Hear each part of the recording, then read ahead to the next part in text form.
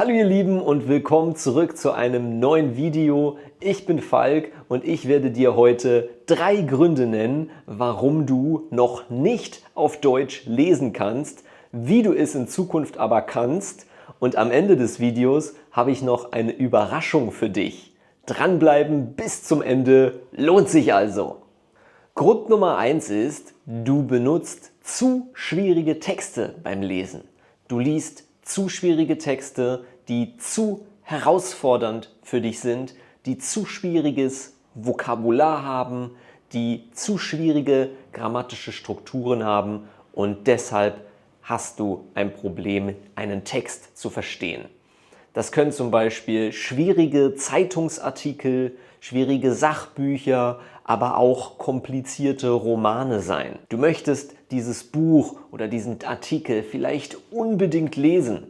Das verstehe ich, aber wenn der Wortschatz, wenn die Grammatik, wenn das über deinem Niveau ist, dann solltest du am Anfang natürlich nicht solche Texte lesen, sondern du solltest dein Level langsam darauf vorbereiten. Du solltest darauf hinarbeiten, dass du dieses Niveau irgendwann einmal lesen kannst.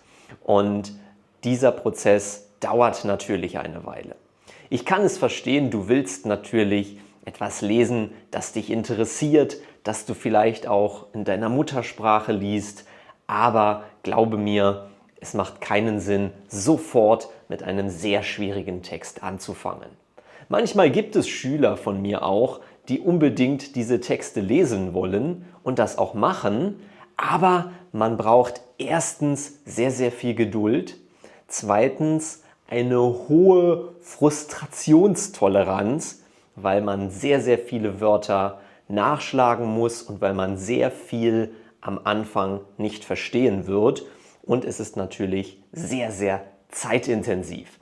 Also ich empfehle es am Anfang nicht. Sucht euch keinen Text, der sehr, sehr weit über eurem Niveau ist. Stattdessen sucht euch etwas, das in etwa eurem Niveau entspricht, aber vielleicht ein wenig herausfordernder ist. Also es darf ruhig schwierig sein, es darf anspruchsvoll sein, aber so, dass ihr noch verstehen könnt, worum es geht, den Kontext verstehen könnt. Wenn ihr ganz am Anfang steht, empfehle ich euch unbedingt Kinderbücher. Lest Kinderbücher, denn in diesen Kinderbüchern werden nicht nur einfache Vokabeln verwendet, aus dem Alltag, ganz allgemeiner, wichtiger Wortschatz, sondern dieser Wortschatz wird oft in demselben Buch auch wiederholt. Und außerdem sind die grammatischen Strukturen normalerweise nicht sehr kompliziert und auch die Satzstruktur ist sehr einfach, die Sätze sind kurz und du wirst weniger Probleme haben, das Ganze zu verstehen. Im Optimalfall gibt es sogar noch Bilder in dem Buch, das heißt, du kannst der Geschichte auch visuell folgen und hast hier also sehr viele Möglichkeiten, den Kontext zu verstehen, auch wenn du noch ganz am Anfang deines Lesens auf Deutsch stehst. Natürlich wird es irgendwann langweilig, nur Kinderbücher zu lesen. Das verstehe ich voll und ganz und deshalb musst du natürlich immer versuchen, dich langsam zu steigern. Außerdem habe ich selbst ein paar Texte geschrieben, dazu aber mehr am Ende des Videos. Jetzt kommt erstmal Grund Nummer 2, warum du wahrscheinlich Probleme beim Lesen hast. Grund Nummer 2, warum du Probleme beim Lesen hast oder nicht lesen kannst, ist die Tatsache, dass du jedes einzelne Wort verstehen und jedes einzelne Wort übersetzen möchtest. Ich kann das verstehen. Ich habe das auch, dieses Problem.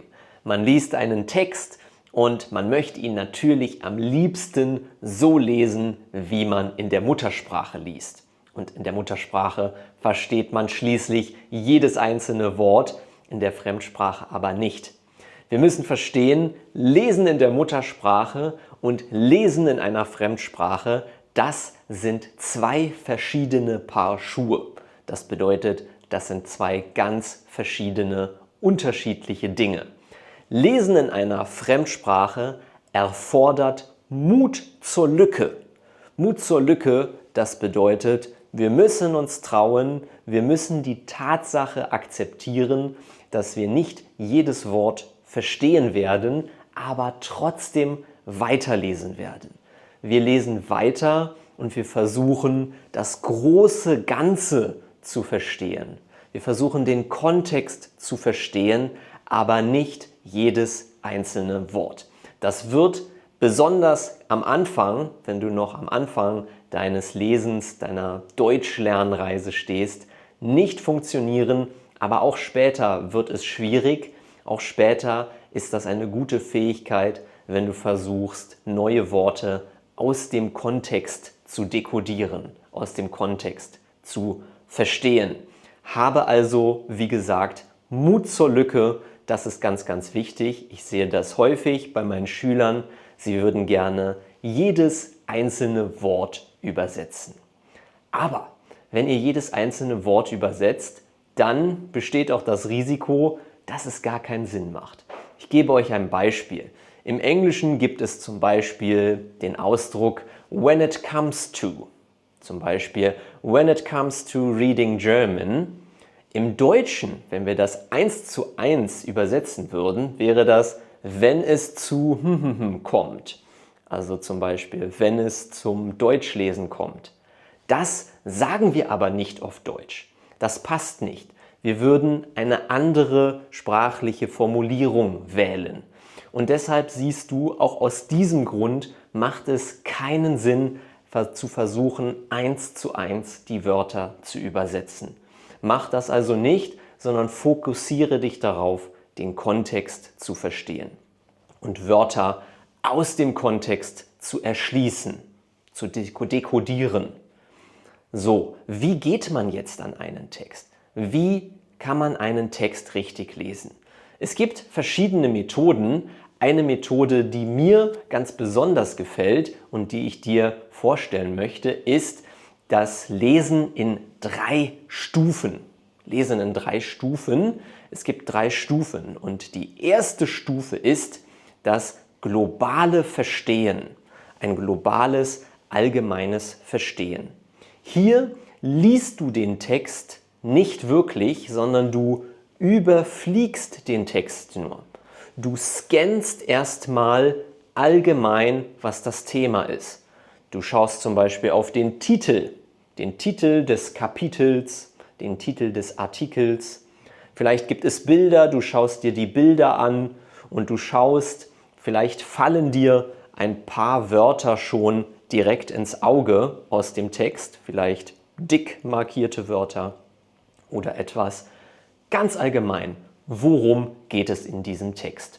Globales Verstehen.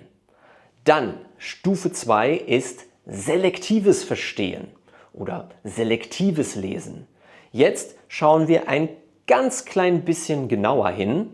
Zum Beispiel können wir schauen, wie viele Absätze es in dem Text gibt und schon mal schauen, in diesem Absatz wird der Anfang erklärt, hier gibt es Beispiele oder Pro und Contra und am Ende gibt es ein Fazit zum Beispiel.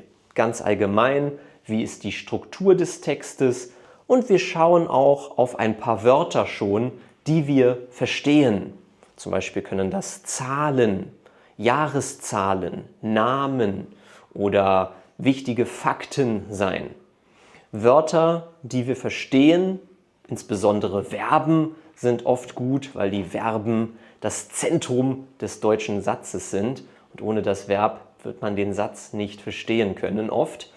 Also fokussiert euch auf ein paar einzelne Wörter, aber es geht immer noch eher darum, den Kontext und die Struktur des Textes zu verstehen. Dann kommt Stufe 3 und jetzt geht ihr in das detaillierte Lesen. Jetzt wollen wir mehr Details über den Text kennenlernen. Das heißt, jetzt lesen wir wirklich ganz genau, Wort für Wort und wir haben Mut zur Lücke, das haben wir gelernt. Wir versuchen nicht jedes Wort zu übersetzen, aber wir versuchen jetzt den Kontext genauer zu verstehen. Und jetzt werden wir wahrscheinlich beim dritten Mal, nachdem wir uns schon mental vorbereitet haben, worum es in dem Text überhaupt geht, viel besser mit dem Thema andere Dinge assoziieren können. Wir haben schon Bilder im Kopf und selbst wenn wir Wörter in dem Text haben, die wir nicht verstehen, werden wir vielleicht keine Probleme haben, den Text, den Kontext erst einmal gut zu verstehen. Und beim Detaillesen darfst du dir gerne auch ein paar Wörter markieren, vielleicht 1 oder 2 Wörter pro Absatz, also nicht so viele, sondern wirklich sehr knapp, sehr selektiv nur. Und diese Wörter kannst du dann nachschlagen später. Du willst natürlich ja auch neue Wörter lernen. Wenn du merkst, ich kann sie nicht aus dem Kontext erschließen, ich weiß nicht, was dieses Wort bedeutet, aber es ist, glaube ich, wichtig, um das Konzept zu verstehen. Grund Nummer 3, warum du auf Deutsch nicht gut lesen kannst, ist, dass du keine Leseroutine hast. Viele meiner Schüler erzählen mir oft, Falk, ich kann nicht gut lesen, ich verstehe den Text nicht gut. Dann frage ich, wie oft liest du denn Texte auf Deutsch? Und dann bekomme ich oft die Antwort, ja, am Wochenende vielleicht eine halbe Stunde oder eine Stunde oder ja, vielleicht Samstag, Sonntag. Das ist natürlich nicht ausreichend. Eine Leseroutine ist am besten, wenn du sie jeden Tag in deinen Alltag integrierst. Also jeden Tag lesen solltest du, wenn du wirklich schnell gute Fortschritte machen möchtest. Du musst nicht jeden Tag eine Stunde lesen oder jeden Tag ein Buch, das verlangt keiner, aber wenn du es wirklich ernst meinst, wenn du wirklich dein Leseverstehen verbessern möchtest, dann versuche jeden Tag vielleicht nur 10 Minuten, 15 Minuten zu lesen, aber mach es wirklich jeden Tag. Mach es zu deiner Routine. Zum Beispiel lies morgens einen kurzen Artikel auf Deutsch in der Zeitung oder auf deinem Smartphone oder lies ein Kapitel abends vor dem Einschlafen oder lies einen kurzen Online-Artikel in deiner Mittagspause. Es muss nicht viel sein, es kann ein Kapitel sein, ein kurzer Artikel, es kann sogar nur eine Seite in einem Buch sein. Wichtig ist, dass du eine Routine aufbaust und dich an diese Routine hältst.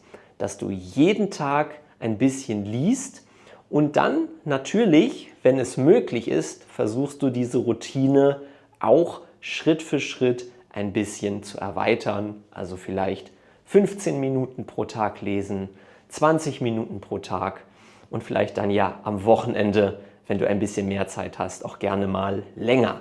Aber versuche jeden Tag ein bisschen, das ist besser als einmal pro Woche für eine Stunde. Jeden Tag ein bisschen, das ist meine Empfehlung. Bau Momentum auf und wenn du dich erst einmal daran gewöhnt hast, Deutsch zu lesen, wirst du auch merken, wenn es jeden Tag passiert, dass es dir leichter fallen wird. So, ich habe dir am Anfang eine Überraschung versprochen und hier kommt sie. Viele meiner Schüler sagen zu mir, Falk, die Texte, die ich lese, sind entweder viel zu einfach oder sie sind viel zu schwer. Aber so das passende Niveau, das finde ich irgendwie nicht. Und genau deshalb habe ich für euch ein kleines E-Book geschrieben und habe in diesem E-Book über 20 Texte geschrieben, die Schritt für Schritt ein bisschen schwieriger werden. Am Anfang fängt es natürlich leicht an, aber mit jedem Text wird das Niveau ein bisschen schwieriger. Außerdem gibt es nach jedem Text ein kurzes Quiz und ein paar Quizfragen, mit denen du dein Verstehen, dein Leseverstehen trainieren kannst und schauen kannst, was du schon gut verstanden hast und wo du vielleicht noch Probleme hast. Außerdem gibt es auch einen kurzen Grammatikpunkt zu jedem Text. Ich habe in jedem Text ein bisschen eine neue Grammatik versucht einzubauen und ich habe nach jedem Text diese Grammatik noch einmal geschrieben. Und wenn du diese Grammatik in diesem Text nicht so gut verstanden hast, kannst du sie natürlich noch einmal nachschlagen oder dazu noch ein paar Übungen machen, damit du sie vielleicht noch besser verstehst. Die Texte, wie gesagt, steigern sich vom Niveau her und ich verwende auch in jedem Text immer mal wieder die Vokabeln, die ich in den vorigen Texten verwendet habe. Das heißt, du hast also auch eine Wiederholung des Wortschatzes, wirst ihn also auch durch diese Textserie hindurch trainieren. Und das war noch nicht alles. Außerdem werde ich dir auch Audios zur Verfügung stellen in diesem kompletten Paket. Das heißt, ich habe jeden Text selbst einmal laut vorgelesen und du kannst den Text also mit mir auch zusammenlesen. Du kannst ihn hören und du kannst damit also auch deine Aussprache überprüfen. Du kannst also dein Lesen trainieren, dein Hörverstehen trainieren und deine Aussprache trainieren. 3 Fliegen mit einer Klappe kannst du also schlagen. 3 Dinge in einem. Und das war noch nicht alles. Wenn du innerhalb der nächsten Woche bestellst, kriegst du sogar noch einen 5%igen Rabatt obendrauf. Den Rabattcode und den Link zu meinem E-Book findest du auf meiner Patreon-Seite, die ich dir natürlich in der Videobeschreibung verlinke. Also, du hast keine Ausreden mehr, nicht mehr auf Deutsch zu lesen und ich wünsche dir ganz viel Erfolg beim Lesen und hoffe, dass dir das Video gefallen hat. Gib mir einen Daumen nach oben, vergiss nicht, den Kanal zu abonnieren und wir sehen uns im nächsten Video wieder. Tschüss und bis bald!